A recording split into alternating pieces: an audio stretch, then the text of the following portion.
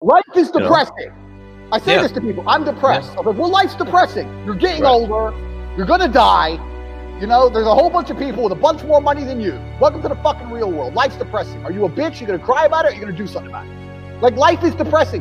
Who told us? Tell me where it says in the human handbook that we're supposed to be happy all of the time. Right, we're not supposed to be happy. We're supposed to survive.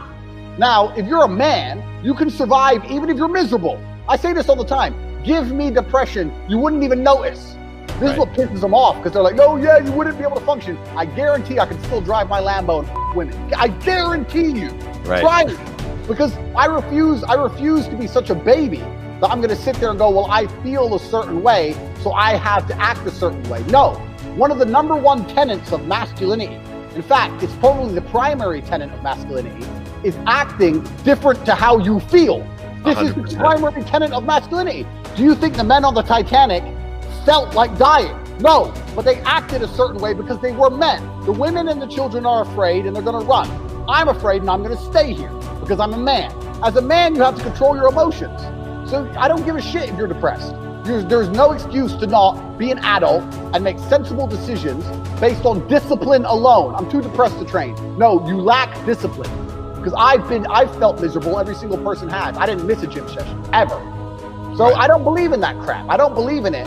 And I don't believe in it because I know that the true cure to fixing people is to tell them, here's the example I gave when this whole thing blew up. I said, if I moved into a house and I heard squeaks in the night and I don't believe in ghosts, I'm going to attribute it to the wind and go back to sleep. If I move into the same house and hear the same squeaks, but I'm a big believer in ghosts, I'm going to start being scared. I'm going to call an exorcist. I'm going to say it's a ghost. So my point is, the same situation gets worse based primarily on my beliefs. If you don't believe in depression, you can't be depressed. Just be direct, man. Like it's the best way to be. It's like one of the only ways to get ahead in the world. Like it's there's so many people just fucking. I have this time. You must get this kind of thing all the time. People come at me and they think they have this big issue, and when you unpack the issue is just inaction. Yeah, that's all it is. It's inaction. I'm sad and I'm this and I'm this and this and this and this. You're doing nothing. You're just sitting, talking, but you're not doing anything. If you were doing things, if you were learning the guitar and going to the bar every night and going up to every girl you find attractive and going to the gym every day, you wouldn't have called me. Oh yeah. You're doing nothing.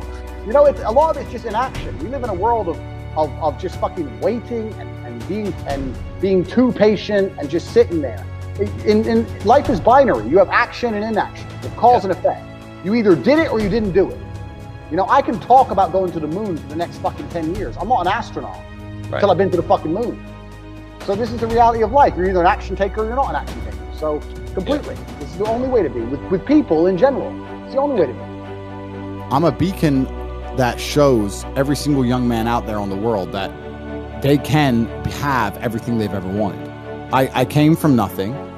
I had never had, I know recently True Geordie, some guy said I came from daddy's money. He knows that's not true. I came from a council estate in Luton. I'm poor and I've done everything myself. I managed to become strong and rich and smart, all these things by myself. And I'm a role model for men to sit and go, look, well, if Tate can have everything he wants, then maybe I can have what I want. Whatever that is, you want to be a tennis player or a scientist or whatever, you know, and to bring some confidence back. Because I think inside of men today, the biggest reason that they're struggling with mental health is because a lot of men, there's something that's hard to explain to, because I try and explain it to my girlfriend. I try and explain it to her and she doesn't understand.